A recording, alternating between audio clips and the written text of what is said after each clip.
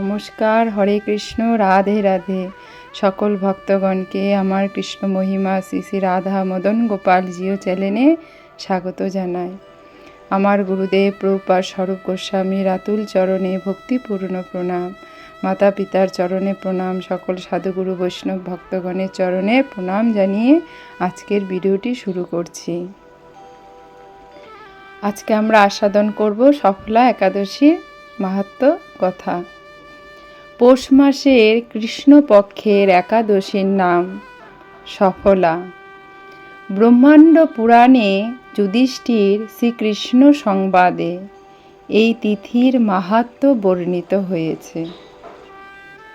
যুধিষ্ঠির বললেন, হে প্রভু, পৌষ মাসের কৃষ্ণপক্ষিয়া একাদশীর নাম, বিধি এবং পূজ্য দেবতা বিষয়ে আমার কৌতূহল নিবারণ করুন। শ্রীকৃষ্ণ বললেন, হে মহারাজ, আপনার প্রতি স্নেহবশত সেই ব্রত কথা বিষয়ে বলছি। এই ব্রত আমাকে যে রকম সন্তুষ্ট করে, বহু দান দক্ষিণাযুক্ত যজ্ঞাদি দ্বারা আমি সেই রকম সন্তুষ্ট হই না। হরি বল। তাহলে সফলা একাদশীতে করলে ভগবান কত সন্তুষ্ট হবে। তাই যত্ন সহকারে এই ব্রত পালন করা কর্তব্য। পৌষ মাসের কৃষ্ণপক্ষিয়া একাদশীর নাম সফলা।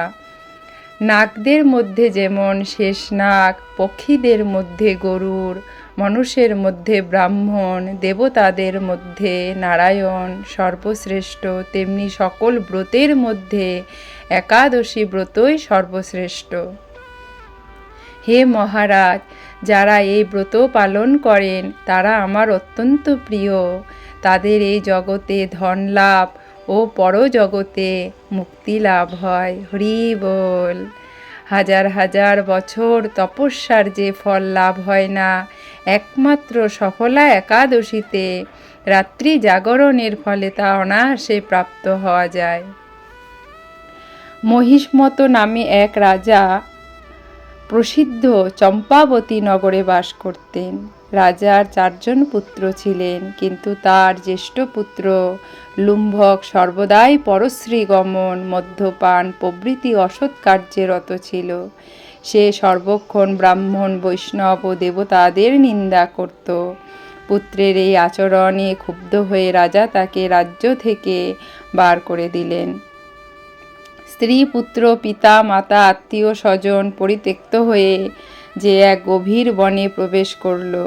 সেখানে কখনোই জীবত্যা, আবার কখনোই চুরি করে জীবন ধারণ করতে লাগলো। কিছুদিন পর একদিন সে নগরে প্রহরীদের কাছে ধরা পড়ল, কিন্তু রাজপুত্র বলে সেই অপরাধ থেকে সে মুক্তি পেল। পুনরায় সে বনে ফিরে গিয়ে জীবহত্যা, ফলমূল আহার করে দিন যাপন করতে লাগলো। ওই বনে বহু বছর পুরনো একটি বিশাল অশ্বত্থ বৃক্ষ ছিল। সেখানে ভগবান শ্রী বাসুদেব বিরাজমান বলে বৃক্ষটি দেবত্ব প্রাপ্ত হয়েছে। সেই বৃক্ষতলে পাপ বুদ্ধি লুম্বক বাস করত। বহুদিন পর তার পূর্বজন্মের কোন পুণ্য ফলে সেই পৌষ মাসের দশমী দিনে কেবল ফল আহার দিন অতিবাহিত করল। কিন্তু রাত্রিতে অসহ্য শীতের প্রকোপে সে মৃতপ্রায় হয়ে রাত্রি যাপন করল। পরদিন সূর্যোদয় হলেও সে অচেতন হয়েই পড়ে রইল। দুপুরের দিকে আর চেতনা ফিরল। ক্ষুধা নিবারণের জন্য সে অতি কষ্টে কিছু ফল সংগ্রহ করল। এরপর সেই বৃক্ষতলে এসে পুনরায় বিশ্রাম করতে লাগলো। রাত্রিতে খাদ্যাভাবে সে ক্রমশ দুর্বল হয়ে পড়ল। সে প্রাণ রক্ষার্থে ঈশ্বরের উদ্দেশ্যে ফলগুলো নিয়ে, হে ভগবান, আমার কি গতি হবে বলে অশ্রুপাত করতে করতে সে বৃক্ষমূলে লক্ষ্মীপতি নারায়ণ, আপনি প্রসন্ন হন বলে নিবেদন করল।